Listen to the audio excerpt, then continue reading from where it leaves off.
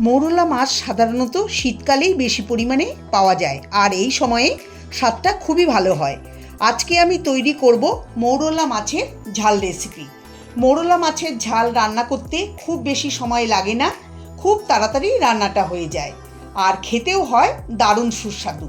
গরম গরম ভাতের সঙ্গে এই মৌরলা মাছের ঝাল খেতে দুর্দান্ত লাগে। আপনারা রেসিপিটা অবশ্যই বাড়িতে ট্রাই করে দেখবেন, আপনাদের খুবই ভালো লাগবে। ভালো লাগলে অবশ্যই লাইক, কমেন্ট, শেয়ার করার অনুরোধ রইল। এখানে আমি 300 গ্রাম মৌরলা মাছকে ভালো করে ধুয়ে পরিষ্কার করে জল ঝরিয়ে নিয়েছি। একটু বড় সাইজের আর টাটকা মাছ আছে। মাছে লবণ আর হলুদ দিয়ে মাখিয়ে নেব। দিয়ে দিলাম স্বাদ মতো লবণ, হলুদ গুঁড়ো দিচ্ছি হাফ চা চামচ।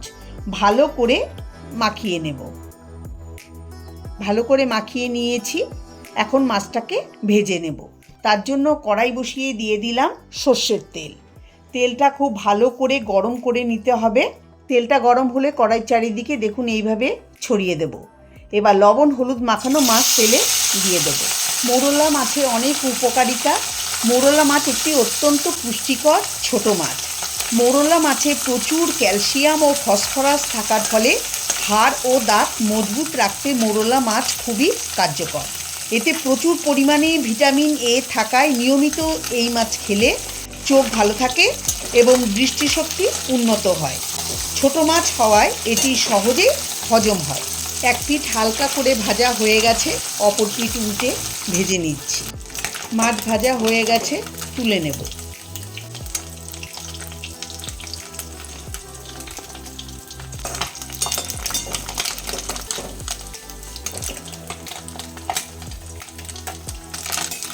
এই একইভাবে আমি বাকি মাছগুলোকেও ভেজে নেব।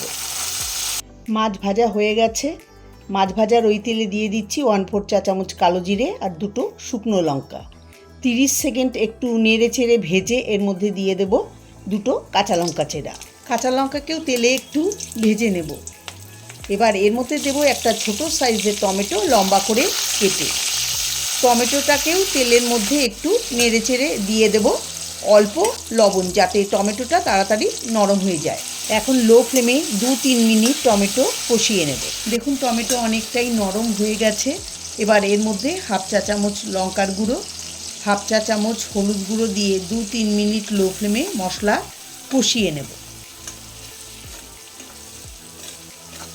মশলা থেকে যখন তেল ছাড়তে শুরু করবে তখন এর মধ্যে দিয়ে দেব বড় এক কাপ গরম জল। রান্নায় যদি গরম জল দেয়া হয় তাহলে স্বাদটা খুব ভালো হয়। জল দিয়ে মশলার সঙ্গে ভালো করে মিশিয়ে দেব। এখন গ্যাসের ফ্লেম বাড়িয়ে ঝোল ফুটিয়ে নেব। ঝোল ফুটতে শুরু করেছে। এখন আগে থেকে ভেজে রাখা মৌরলা মাছ ঝোলে দিয়ে দেব। হালকা হাতে মেশাতে হবে, না হলে মাছ ভেঙে যেতে পারে।